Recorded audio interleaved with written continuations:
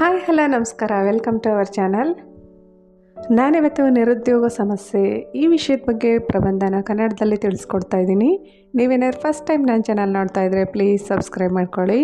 ಹಾಗೆ ಪಕ್ಕದಲ್ಲಿರೋ bell icon click ಮಾಡಿ ಆಲ್ ಅಂತ ಸೆಲೆಕ್ಟ್ ಮಾಡಿ. ನಾನು ಯಾವುದೇ ಹೊಸ ವಿಡಿಯೋ ಹಾಕಿದ್ರೆ ಅದರ ನೋಟಿಫಿಕೇಷನ್ ನಿಮಗೆ ಬರುತ್ತೆ, ಆಗ ವಿಡಿಯೋ ನೋಡ್ಬೋದು.